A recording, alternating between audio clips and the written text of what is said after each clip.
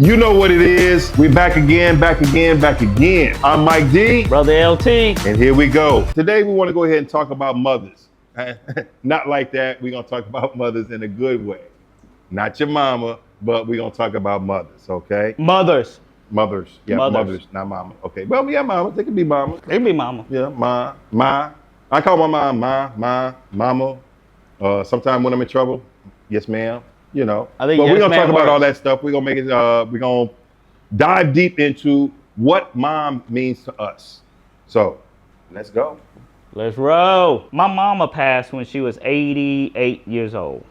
She passed about 12 years ago. I would tell you that I never had a relationship with my mama. Really? I learned a lot from my mama, but I never had a relationship with my mama. Huh. I think it's more of like the Asian culture. My mom never hugged me and never said, man, I love you. I never got the maternal, let me cook you dinner because you hungry. Let me give you a hug because you crying. I can only speak for me. And I would tell you that the way I was brought up and the way I learned to love my mom was from a distance. My mama never sat me down and told me about anything. Wow. Anything. If you act like, oh, you know, you like that girl, you know, you do good in school. Man, if you came home with straight A's as an Asian woman, I didn't come home with straight A's, by the way. But if you did, what'd you say? What? No, because I mean, most Asian cats is like the women go to college, the boys go to jail. That's not true. That's a lot, yeah. What do you? Yeah. That's another subject for another day. That Okay, might be true. I don't know. I don't know the stats on that. I'm just telling you that I never had that type of relationship. I didn't come home. Like if you do something good, you don't come home and your mom's like, oh my God. So the dynamic being a minority, you know, like you see stuff on TV. I remember watching the Brady Bunch. I was like, man, she hugging them kids like she love them. And I'm staring at my mama like, I walk up to that lady. I'm like, hey, she look at me and walk the other way. See, I would tell you it's a completely different dynamic the way that I grew up. And not saying that culturally, I don't know if it's any different, but I know personally it was different. My mom, especially now, and my mom is about to be 80. Oh, you got a phenomenal relationship with Mama Dixon. Me and my mom, especially now. That's your best friend.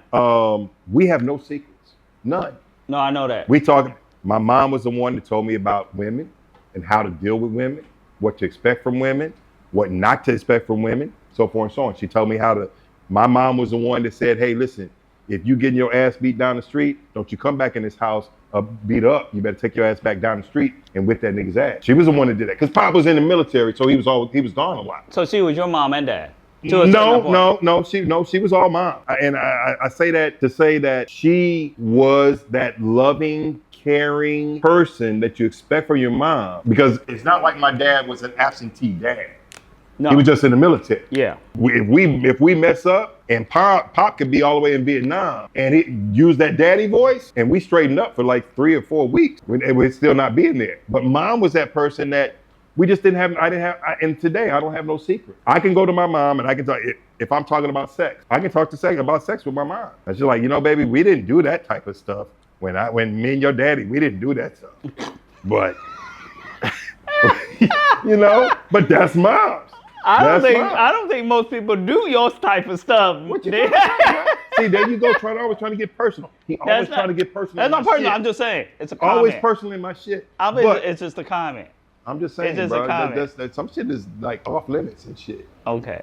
Not really, but at any rate, yeah, that was mom. She would talk about. I mean, I could talk to moms about anything. Mom, like I said, moms was a person that. And now that it's just me and mom, my brother passed away. My oldest brother passed away. Pops passed away.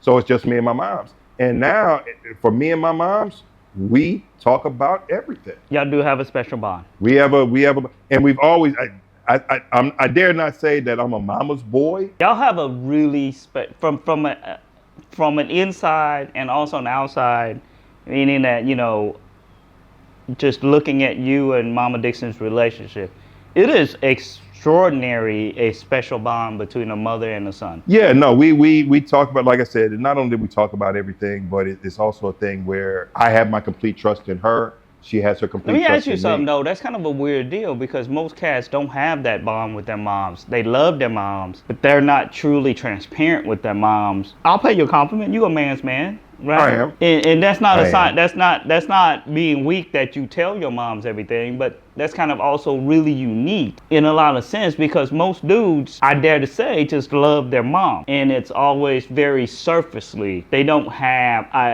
a type of conversation because I've heard your conversations with Mama Right, Dixie. right. It's like talking to a best friend. She's very blunt. She's very blunt. I She's know very how blunt. she She's very is. straightforward with everything. And so, have you always had that relationship with her, or is it something that just through the years of like Nick passing and Pop's passing that just kind of you hit that spot to where both of you guys realize, you know what, this all we got is each other, and so this relationship as a mother and a son needs to blossom more into something that, hey, let's just truly be honest. Let's talk about that. You know what I mean? I don't know. Let me put it in context. When my mama passed and she had dementia and she was in pain, I never once hugged her and told her I loved her. Wow. Because you know why? It's not because I didn't want to, but because the way I grew up, I didn't know how to. Does that make sense? Okay. It's not. I'm not saying that I didn't love my mom. Right. I learned a lot because of my mom. I believe wholeheartedly that women are the strongest people in the world, and especially Vietnamese women. I just have a very deep reserve and respect for Vietnamese women because of my mom. Because I learned from a distance. Right. But to say that I hugged my mom or that I don't ever remember telling her I loved her, and I don't remember her ever telling me she loved me. Ever. I mean, I'm 51. But also in the other senses, I was not ever home. Right. You know what I mean? Yeah. I came and went. I was always inside of her life. I always knew she loved me by her actions. It was like an unspoken word. That's right. sort of Because a thing. mother to a son. You know, I knew my mom loved me. But for me to pick up the phone and be like, hey, Mom, I ain't talked to you in X months. Yeah, no. What you doing, Mom? No, That never happened. No, it's like, for me, it's like, okay, my mom has designated that, hey, listen, Mike, on Sundays, you call me. I don't care what you're doing, you call me on Sundays. And there's some Sundays that I miss. And on Monday morning, I'm making that phone call on the way to work. Hey, Ma, listen, I know they call you. Say, let me go ahead and fuss at me. Yeah. Now such and such was going on. Boom, we're going to have that conversation. But like I said, my mom when I was a little kid, I was my mom's shadow. Yeah. I was my mom's shadow. Where my mom went, I went. What my mom did, I did. My mom was big into arts and so forth and so on. And I would follow her to the art shows and so forth and so on. And then teenage years came in and then young ladies came in. And then my attention got diverted. And then mom is still enjoying the same way that I was and saying, hey, you know what? Let's go. Nah, Ma, I don't want to go. And me and my mom, actually, at one point in time, man, we were probably the biggest enemies to each other. When you was teenager? Teenage years, bro. Teenage years, every kid. Me and my mom did not get a. If you could go back in time and look at the relationship that me and my mom had in teenage years, and then me and the relationship my mom have now, you'd be like, nah, brother, y'all ain't the same people. I think, kind of touching on what you said, I think losing my brothers, losing my pops, and realizing that it's just us brought us to a different level. It's like, okay, listen, perfect example, when I had my heart attack. Mom's here, she doesn't know the stuff that I do in the house, so forth and so on. And I think it did bring out a different level of openness. My daughter got on me about, my daughters got on me about that. Hey, Daddy, hey, Pop, Dad, there's just not enough stuff that we know about you. We need to know this stuff. Y'all can know some stuff, but you don't need to know everything. But believe it or not, they know a lot. Your daughters know a lot. My daughters know a lot. And you know what? I'm open to that. I'm open to them. And I tell them, you know what? Because I think, and that's something that Mom and Pops kind of brought around. But since we're talking about moms, I would say that's something that, both of them brought around, is that shouldn't have any secrets. There's no reason to. Where I'm not going to judge you based on what you did or what you didn't do, the way you think, the way you don't think, this or that. Okay, you did it. Why did you do it? Let's discuss it. Why did you do it? Why did you do it like this? well, this is what I think, such and such. But you know what? You're a grown ass man. You're gonna make your decisions anyway. But I'm gonna be that parent, and I'm gonna tell you, my mom still call me every Sunday. What did you learn in mass today? Well, I didn't learn anything because I didn't go, ma. You know, you need to go to mass. As a parent, I'm never old enough. You're never old enough. I'm gonna tell you, you need to go to mass. Oh, I know. She told me one day. You know, so tell your brother go to mass. exactly. It's one of them things. So, but we had that open. We're open and we're honest enough with each other that we can say, hey, you know what? I would tell you that I wish I don't really live with regrets. What I learned from my mom was always from a distance. Loving to cook, I learned from my mom's. And for me, I still have that, you know, my mom's is a phenomenal cook, right? I can never recreate her recipes, right? You know, from my childhood. She had, you know, relationships with my siblings, but never with me. So I, you know, to tell you that I carry a certain amount of scarring because of that it's a weird deal, because I never really talk about stuff like that. But culturally, you know, my mom was extremely strong. I think that my mom, I know that my mom was mentally stronger than my pops. I know that my mom was one of the mentally strongest people I ever met in my life because of some of the stories that she would say. Well, I think also, or tell me. Well, I think also it's generational in that sense as well, because when you look at what people had to go through during that time, that particular generation, but not only that, and not only just people, period, but women had less rights then. I mean, me and one of my partners at work, you know, we talk about it all the time. There was a point in time where, you know, a man would beat his wife, and the cops would come to the house and say, well, hey, listen, you know what? You shouldn't be giving that man a reason to whip your ass. But which is true. But here's the other caveat, right? Of that, coming from the old country, right? My mom and I was telling our special guest here, world traveler. Very real traveler. He don't want to get on podcast, so he's just chilling outside in the corner smoking. Shout out to my kinfolk. Shout out to cousin Stu right here. We used to call him back in the day Moose. Still want to call him Moose every once in a while. So, but special shout out to my cousin there. Shout out. Look at you bringing cigars. That's indeed. Right here, baby. This is what my understanding is. My mom grew up in Vietnam in the 40s as a young person. Of course, she didn't. I was telling Stu this actually off camera. You know, my mom's never met my dad until the day they got married. They were set up and they've been together 60, 70 years until they both passed. But the crazy thing is that she grew up during the World War II when the Japanese invaded all of Southeast Indo, back then called Indochina. And my mom would always tell us a story about the year Năm Đói, meaning year of famine. No, it was genocide, because the Japanese had did this blockade where no food was getting in. My mom being 9, I think back then, her whole village basically died of starvation.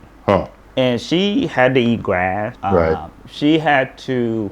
Basically, the majority of her family passed away, you know, and she barely survived. And the only reason she survived, she said, because she was small, she didn't have to eat as much. Does that make sense? And so my mom's went through all that. And then when she married my dad, they were so poor. They lived on a little boat, no bigger than probably at the end of this chair to this chair. You know, she survived all that.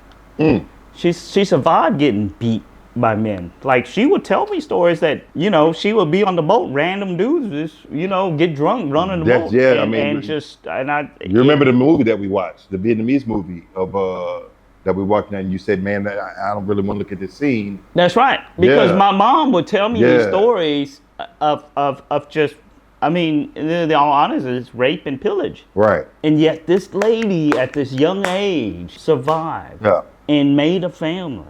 And moved that family to a whole nother country. And, you know, I remember, man, my mom, she was always hustling.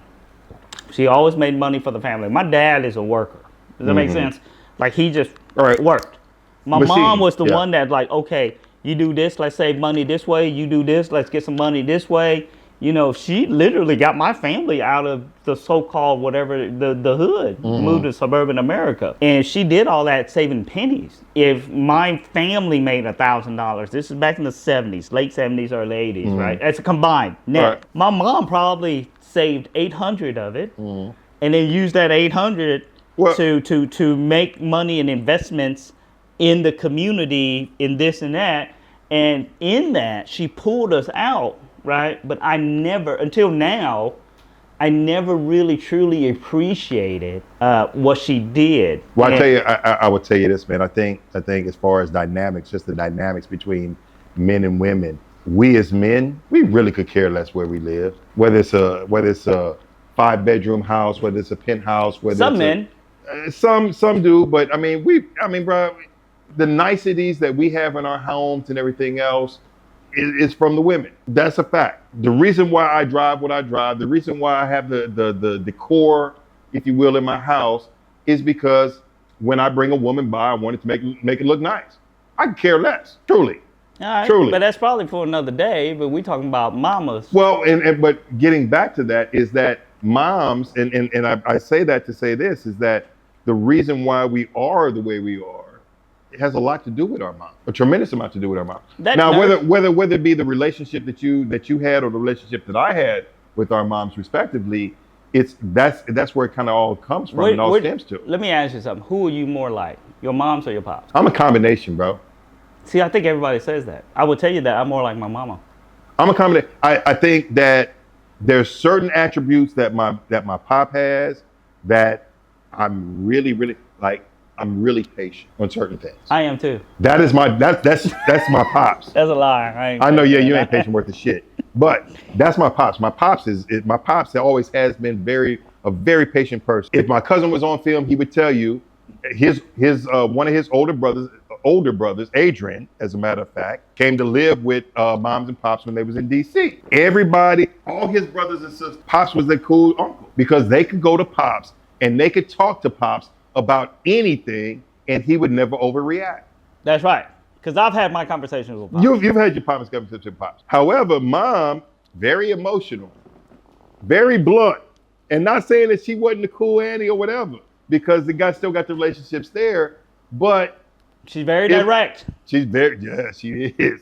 She ain't cutting corners. She ain't cutting corners at all. She's gonna tell you exactly what it is. She will tell you if she can or she can't. Yes. And move on about your business. And move on about it, you know.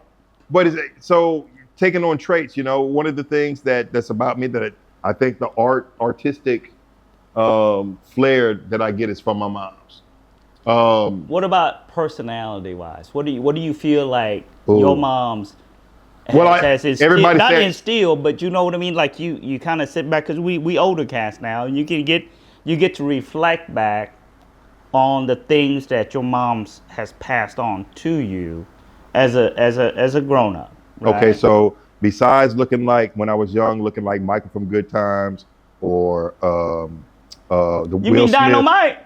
Mike from Good Times. Yeah, Mike. I thought you looked more like Michael from Good Times. Will Smith. You didn't look like Mike from No Good Times. What's that's Dynamite? Hey, because I used to have what's that. What's Dynamite's name from Good Times? No, bro. No, I do not. No. Jimmy JJ, Walker. JJ, Jimmy no, Walker. Bro. Nah. Jimmy Walker. See, you that's just wrong right. for that. You wrong for that. You did not look like Yeah. no Mike. Mike, Next thing you know, I had the widow's peak. Next thing you know, Before I you're gonna had talk this. about like you got Penny too. Before I had this, Stop. I did get Penny, but You did not get no Penny from my version of Penny. I got my version of Penny. But at any rate, you know, I look like my mom. I got the high cheekbones. You know, when they say everybody You do say look like moms. when they see moms and they see me and moms. You do. You know? You do. And I You think do I look probably like have that. more of appearance from my moms than I do from my pops. You do. But you know, I mean, like I do have to say it's a combination, bro, because Pops I think was that 50th, 60th movie star look. He had that walk. But anyways, I'm sorry. This is about mama. Oh yeah, you talking about that Billy D? Yeah, type he thing? was and I've said this many times. He one of the coolest. But you know what, man? I will say that a tribute to mother. It's hard being a mom. And I see the struggles with my daughter. What I I see the struggles with my daughter. I see the struggles with my wife. You know, I see it firsthand. Your childhood dictates the way you are at a base level. And I guess that my mom, even though I didn't have a relationship with my mother, it still dictated and gave me a foundation as a respect for women. People know me. I don't act up on women. I look at women the same as I look at men. The only difference, again, is it's like a physical strength. Right. I'll probably get clowned for this, right? I believe, man, it'd be all right to have a women president. Because I feel like women do so much mentally, because you gotta understand, they're the CEO of a house. They running, you know, my mom was uneducated and she moved my whole family. I'll give you a story. It's a personal story. Right after, this is, so April 30th is what we call, you know, if we just name it April 30th, but that's when we lost the country, 1975. Okay. Right? That night, which is the 29th, my mom is getting ready to leave Vietnam. All the kids are there. My dad walks in the house and says, hey, the priest asked me to stay and I want to stay. You guys go ahead and go. My older brother at the time didn't know how to work the boat or anything. He's freaking out. He's 18, 19. My mom says, what? My dad says, hey, look, I'm gonna stay and help. You guys go ahead and go. I'll meet you in America or wherever. I mean, the goal was to get to America. They're fucking attacking our village. I mean, there's bombs going off. There's all kind of craziness. My mom looks at my dad and says, so you don't want to go? My dad said, nope, I ain't going. Now, mind you, this is the old country. The men's word is what? Law. Word, yeah. Right? Yeah. Right, producer? The man says it, it is done. This is the old country. My mom says, you don't want to go? My dad said, nope. Basically, I'm kind of giving you the story of it. My mom says, okay. Tells my older brother, go get me 2 grenades. And tie your brothers and sisters up. My brother said, what? Go get me 2 grenades, give me a rope, tie everybody together. My dad's just standing there. And my older brother listened to my mama. He's a mama's boy. My oldest brother's a mama's boy. Go get 2 grenades. Ties them up. She said, tie everybody up. You go, you staying right here. My mom holds up 2 grenades. Says, if you want to stay here and die, we're going to die together. What do you want to do? My dad says, we going.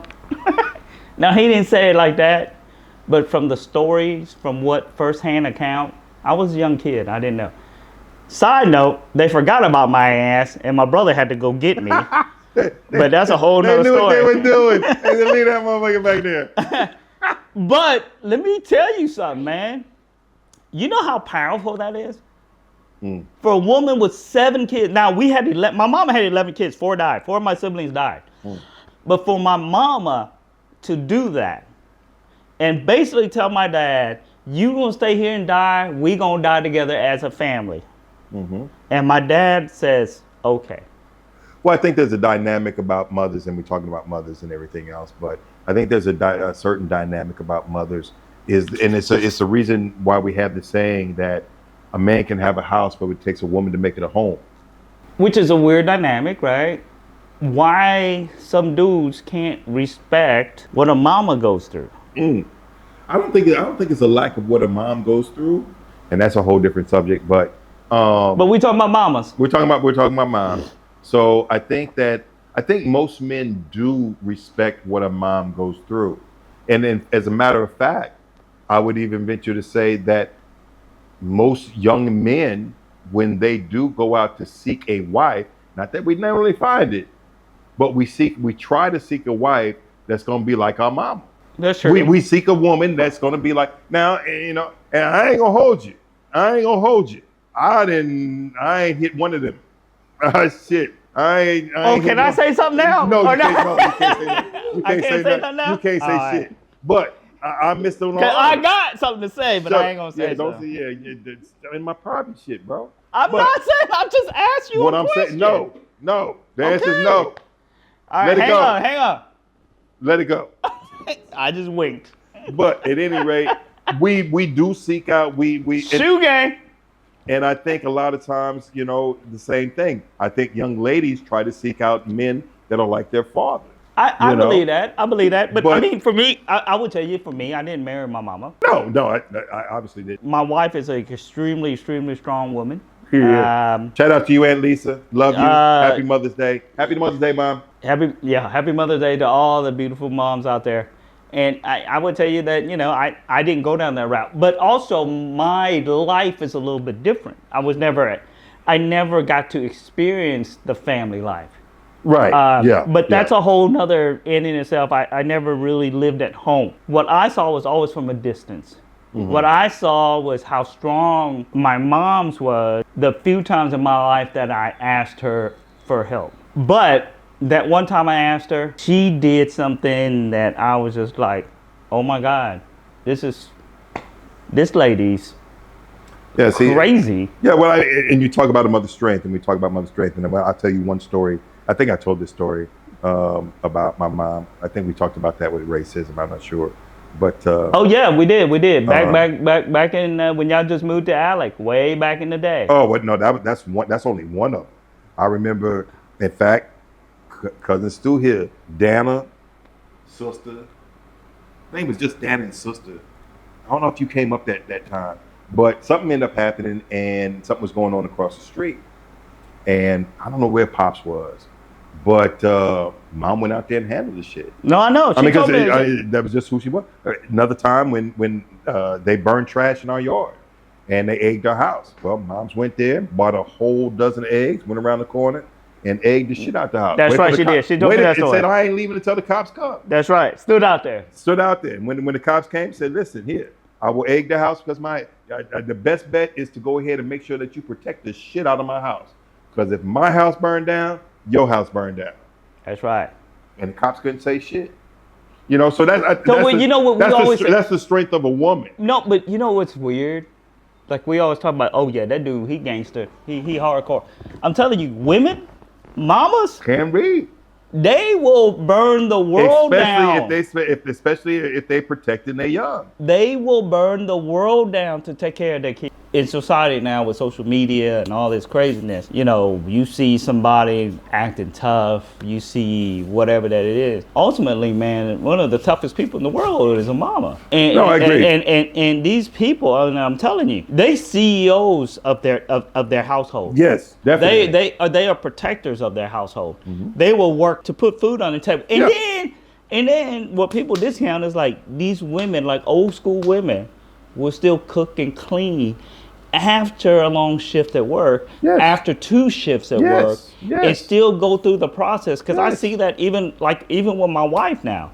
My wife says, my job is to support you.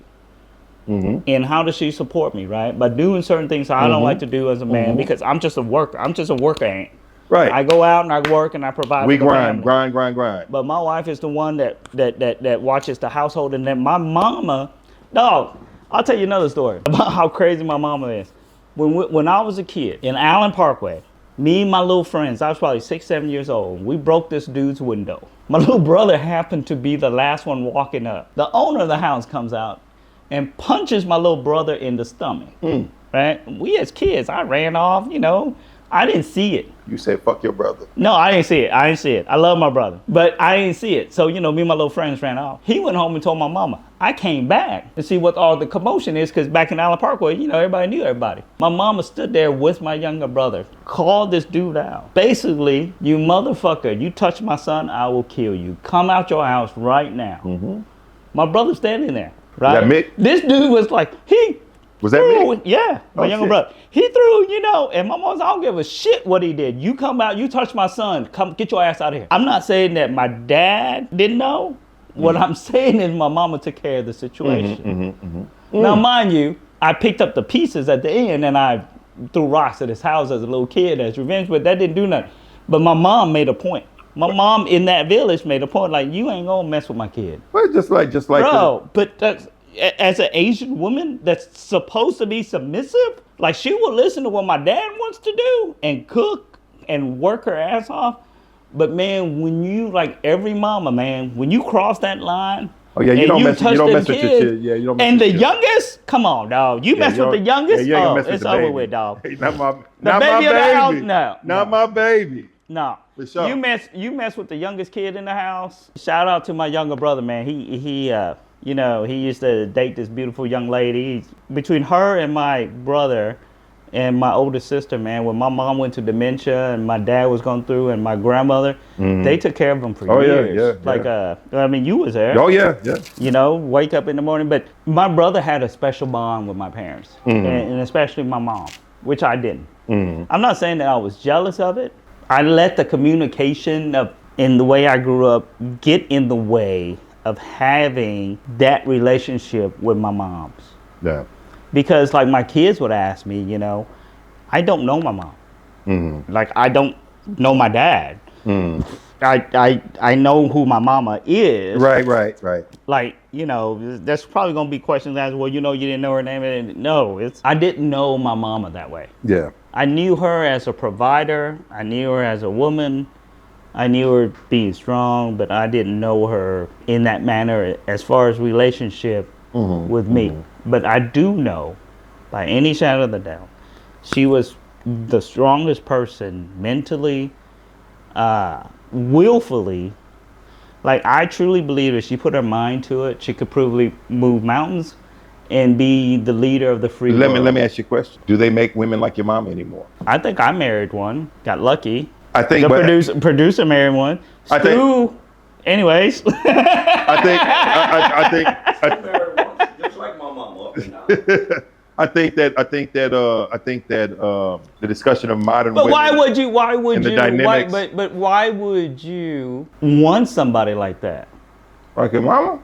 Well, no, I'm just saying that, you know, it's because, okay, my mom and my dad. If my mom, I would tell you, I don't know if it would be true or not, but my mom married my dad because that's what, you know, her parents made her do.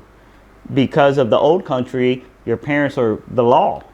You marry who I tell you to marry because I make the best decisions for you. Now, mind you, they never got divorced. Did they fight? I'm sure.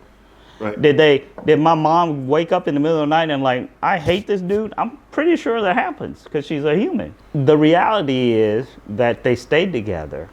And I'll tell you a story. My dad was in the hospital at the end of his life. So we had an option to, and I never had conversations with my dad in any sense like that. I've talked to my dad, but basically we could keep him alive for 6 months. He would be with a trach, is that called a trach? Where they could trach. There would be no whatever communication, nothing. And so the choice was for me to tell my dad, hey, you either can do this or, you know, whatever, right? My family wanted him, of course, being selfish. Everybody wants your pops to be alive as your parent be as live as long as possible. But when I talked to my dad, I said, hey man, I really didn't know how much my dad loved my mom up until this point. I'll be honest with you. I just thought that they were used to each other. You know, being together, you just get used to each other. My dad looks at me, man, he's in the hospital. This old man dying, he's uneducated. He's just laying in a bed. I say, hey dad, they're saying that, you know, we can keep you alive for X amount of months or you can go home and they don't know if you'll die tomorrow. You know what this old man asked me? This is when I knew how much he loved my mom. And my mom had dementia at the time. Didn't know who he was, right? Full blown. If you ever had a parent or somebody has dementia, you know how it is. It's very tough. He looked up at me, man. He said, who's going to take care of your mom? I said, well, you know, we are, you know, he said, no, take me home. I want to be there with your mom. Till his very last breath, my mama did not know who this man was. I don't think it mattered. It didn't matter to him. It didn't matter that he was going to suffer. It didn't matter that he was going to die tomorrow. None of that mattered. From what my understanding of that moment, what mattered was the 60 years of trials, tribulations, love, friendship, hate, everything. Went into that one sentence. Take me home. I want to take care of your mama. I can understand knew, it, and I completely understand. That's when I knew how much my mama. That's when I knew. I'm sorry, how much my dad loved my mom. That gave me a different perspective of what it is to truly love somebody so much. Now he didn't sacrifice and say, "Hey, you know, blah, blah, I'm gonna die." No, his words were, "Let me go home and take care of your mom." Who's gonna take care of your mom? So basically what he told me is that I want to go home to the love of my life and die with her. Yeah. And I don't care how tough you are. I don't care how weak you are. I don't care whatever it is. But that, I never saw that. I never understood it. I never, you know, actually felt something like that. And it's a really weird deal. And this was 12 years ago, right? You know, when my mom, so Alzheimer, my mom had Alzheimer that led up to dementia. So it's a process of them forgetting who you are. Right. And then totally forget and totally incapacitated. Right. And you know, basically your brains get eat up until you're just basically waiting until the day you die. But up to that point, you're a vegetable. And you know, they're just a shell of themselves. Yeah. Yeah. So even if you wanted to have a conversation, if you have something, whatever you wanted to say, can't really, you know. Yeah. Yeah. And so when my dad did that, I really understood the level of respect and love that he had for her. And so, you know, it's one of those weird ass moments in life. So my dad was 9 when his mom died, you know, and he never knew his mom. And it took years and years to talk about your mom died of dementia. My dad died of dementia. Parkinson's. Like My mom died of dementia. And dementia, Parkinson's, and Alzheimer's. You know, and in the last 7 years of my life with my daddy was the best 7 years. Because me and my pops wouldn't talk at all. My daddy had. But you see what, you're like my younger brother. My younger brother took care of my parents for years up until they died. Was he the because youngest? he's the youngest. Of course. We the Dude, last ones there. before he went to work, he would go there and watch my mama. We the last ones because we were the last ones there. The older ones went out. So That's we were right. The last ones there, and we was. I don't say it like I was stuck there, but that's why I'm still in New Iberia. That's why I'm still in the area because mom's still there. You know, and I travel all over the world, but I'm come home, mom. You know, so That's how my brother is. yeah, it's no, but y'all topic is very. That's how my brother is. Because it's given the. I like it because it's given the true stories about both of y'all parents, and it's so different. Right. So I'm a cultural person. I love going to different countries Yeah. and seeing different cultures, and I don't want to just meet the people. I want to know about what's going on. Yeah, you want to feel that. Yeah. If I'm there 2 days in the country, I'm gonna meet somebody. That's right. That's right. Because your personality, you will. Exactly. And I get Mike know I'm my mama 100%. I will tell you like it is. Now, me and my dad, my dad was very patient man. My daddy just sat there and wouldn't say nothing. My mom ran the house, my mom done everything. But that's a mama thing. She was a Dixon. She was a damn fool. That's what I said to her. Mom was an animal. Mom done all the whipping. Mom done all the fussing. Mom done all the praying. Daddy was 5 sayings. And I tell everybody, no, get out of here, leave me alone. I got no money, get out my refrigerator. My daddy told us. All 8 of us. He had 8 kids. And all 8 of us, that's what he said. And he, go ask your mom. Go ask your mom. Go ask boss. Basically what she's saying. Go ask boss. Is from her. That's right. You know, when he worked and hustled and just. He was a worker. Yeah. He's a worker. The most I heard my daddy talking have fun was when all the cousins got together. Oh, Herman, that was it. Yeah. You know, that's for a whole nother podcast. Oh yeah, That's it. Now see, you're gonna have to be on camera for that one. Yeah. You have to be on camera for that one. You know, I think and it's saying that again, same thing with my mom. My mom is probably one of the strongest people that I know. You know. She is. For so many different reasons, you know. She buried my brothers. She buried my father. She almost buried me. You know. Oh, I was there for that. You know, so and for her. Let me tell you how strong she was. To be able to go through that stuff, you know, it's so all respect, you know, definitely all respect to not only my mom. Can we talk about that though? Can we talk about that's gonna be another time. We're gonna do that. But based on everything, we out. Happy Mother's Day. Happy Mother's Day.